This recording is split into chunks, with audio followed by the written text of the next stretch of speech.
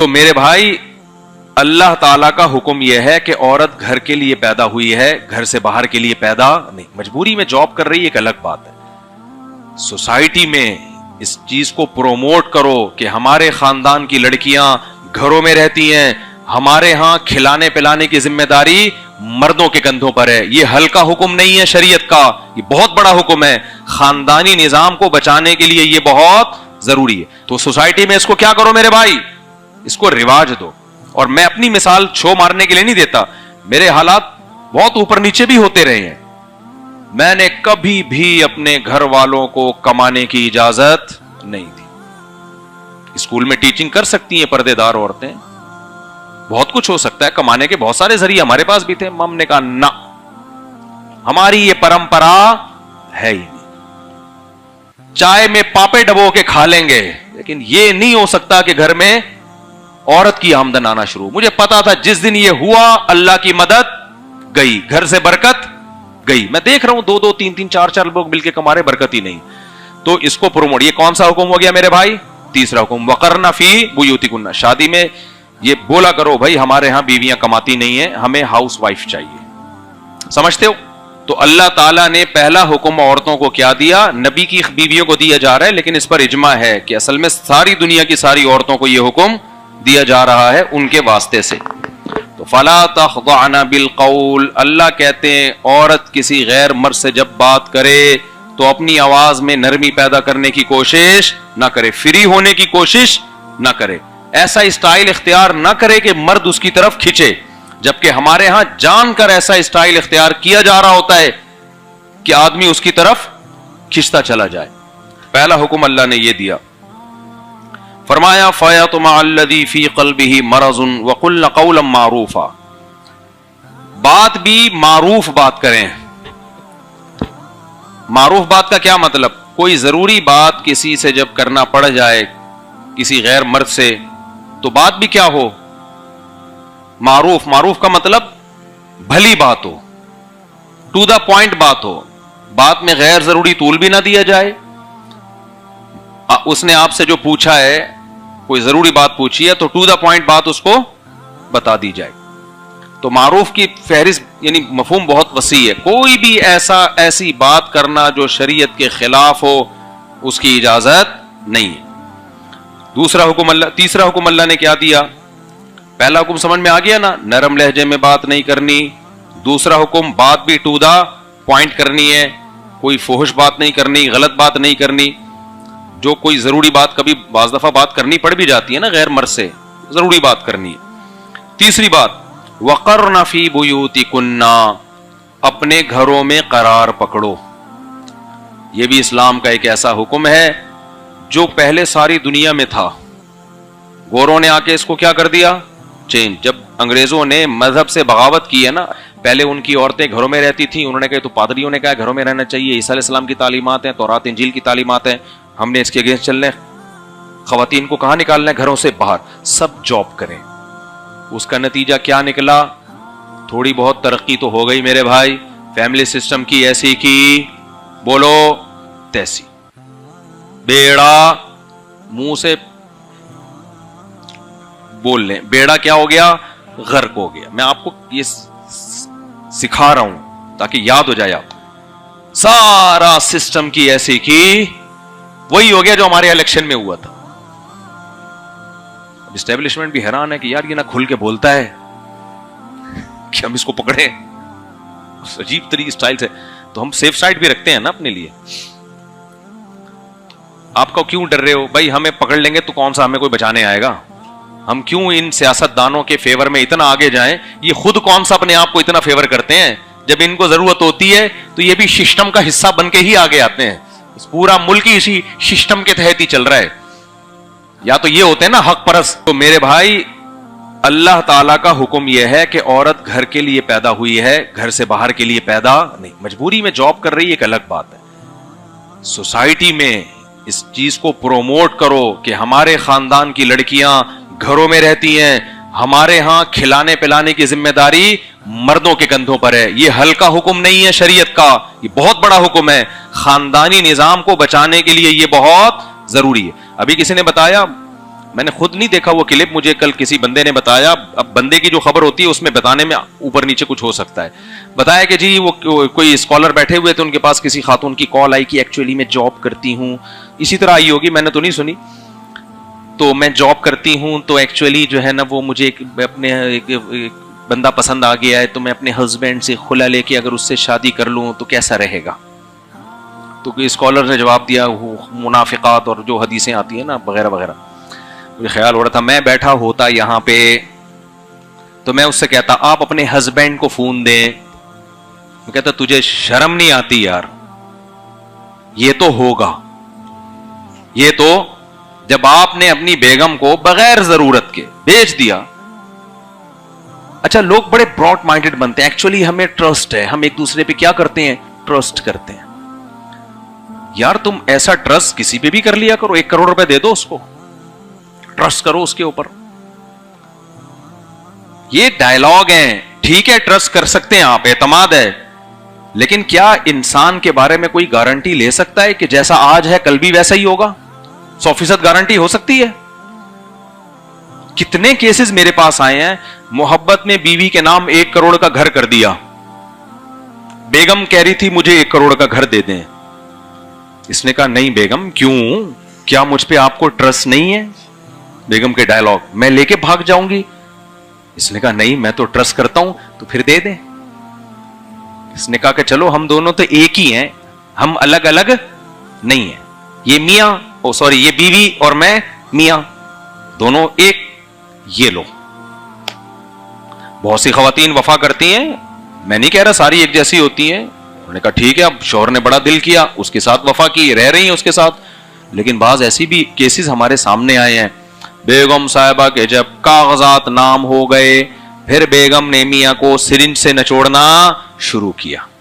روزانہ سرنج سے خون نکال رہی ہیں اس کا, مختلف طریقوں سے نا, ٹارچر کر کے, ذہنی اذیت دے کے.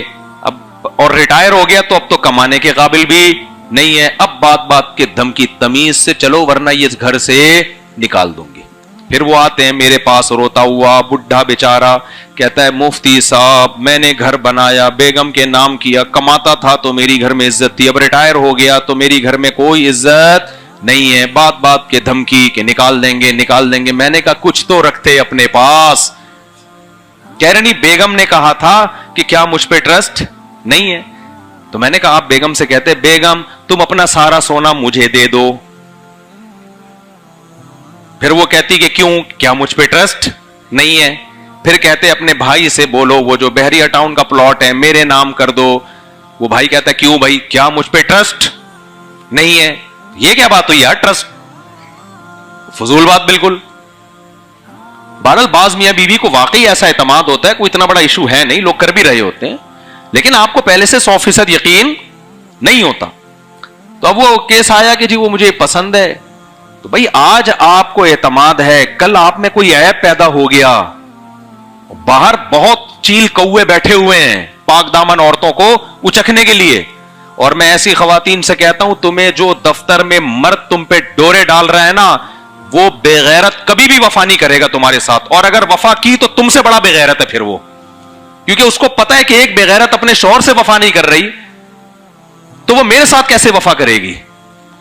بتاؤ اس کو یقین آئے گا کہ ایک عورت ایسی ہے جس کے شوہر نے براڈ مائنڈڈ بن کے اس کو اجازت دی, اس پہ اعتماد کر کے, وہ اپنے شوہر کے اعتماد کو ٹھیس پہنچا کے کسی اور, وہ وسیم کے علاوہ کسی اور سے چکر چلا رہی ہے, وسیم سے نہیں چلا رہی.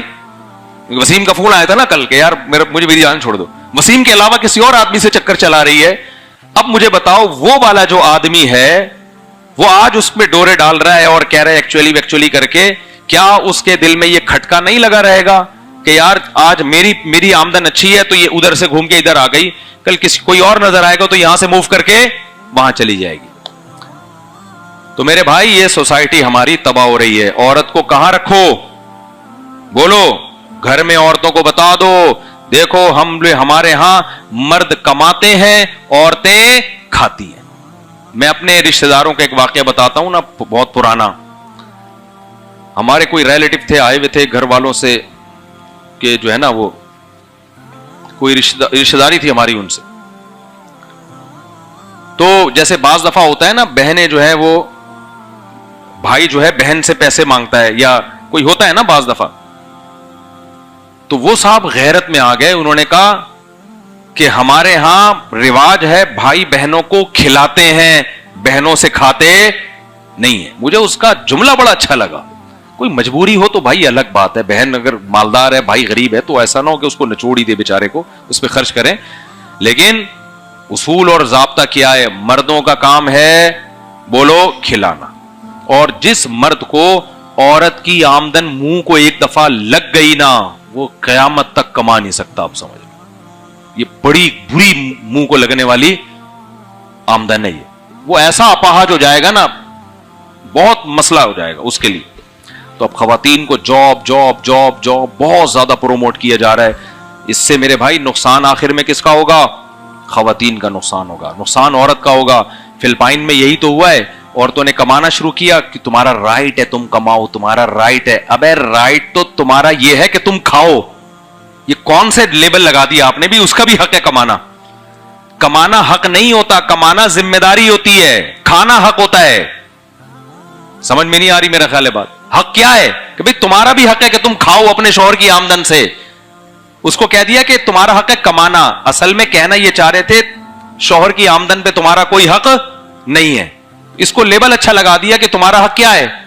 کمانا. اسلام نے کہا کمانا حق نہیں ہوتا, کمانا تو ذمہ داری ہوتی ہے. کھانا کیا ہوتا ہے؟ حق ہے. ذمہ داری شوہر کی ہے کمانا, تمہارا حق ہے, کمائے گا وہ مکھنچو اور کھائے گے کون؟ تم کھاؤ گی. تو سوسائٹی میں اس کو کیا کرو میرے بھائی؟ اس کو رواج دو. ابھی تو کمبخت الٹا ہو رہا ہے کہ ہمیں کمانے والی بہو چاہیے. ایسی ایسی بغیرت قسم کی ساسیں مارکیٹ میں آ رہی ہیں نا, جو بیان سن رہی ہیں ان کے علاوہ کی بات کر رہا ہوں. ایک لڑکی نے بتایا کہ میری شادی ہو رہی ہے, میری ساس کہہ رہی ہے کما کے لاؤ, تم کماؤ گی تو ہم اپنا گھر بنا سکیں گے. بیٹا دونوں میاں بیوی مل کے کماتے ہیں تو اپنا گھر بنتا ہے. تو میں نے کہا, وہ کہہ رہی ہے میرا نہیں دل کر رہا کمانے کا, میرے اندر عورت میں نہیں ہوتی اتنی صلاحیت. اور کماتی بھی کیا ہیں؟ ساری عورتیں کوئی 22ویں گریڈ کی آفیسر تھوڑی بن جاتی ہیں. ایئر ہوسٹس کی جاب دیکھو یار آپ. دیکھو جب پہلی دفعہ جہاز میں سفر ہوتے ہیں نا تو جھولے ملتے ہیں, بڑا مزہ آتا ہے. کھڑکی پہ بیٹھتا ہے آدمی, ونڈو پہ دیکھ رہا ہوتا ہے, اوپر جا رہا ہوں نیچے آ رہا ہوں. ایئر ہوسٹس کو بھی خواتین دیکھ کے بڑی حسرت سے, یار آج ہم پہلی دفعہ جہاز میں اسلام آباد جا رہے ہیں, یہ کتنی خوش قسمت ہے. ڈیلی یہاں سے کراچی سے اسلام آباد, اسلام آباد سے کراچی, ہر وقت فضاؤں میں. 2-4 سفر جب انسان کے جہاز میں ہوتے ہیں نا, جہاز سے زیادہ ٹینشن والا کوئی سفر ہے نہیں. میں جب آسٹریلیا گیا نا, 13 گھنٹے کی فلائٹ, یوں بیٹھا ہوا ہوں, جہاز بھی بھرا ہوا تھا. واپسی پہ 15 گھنٹے کی فلائٹ. 15 گھنٹے تک کیسے بیٹھے ہوئے ہیں؟ تمیز سے. ٹھیک ہے آدمی چل بھی لیتا ہے تھوڑا سا, کتنا چلے گا؟ ایئر ہوسٹس سارا دن ہواؤں میں. ابھی جب میں آ رہا تھا میں نے کہا یار مجھے سب سے زیادہ ترس کس پہ آتا ہے؟ ایئر ہوسٹس پہ آ رہا ہے.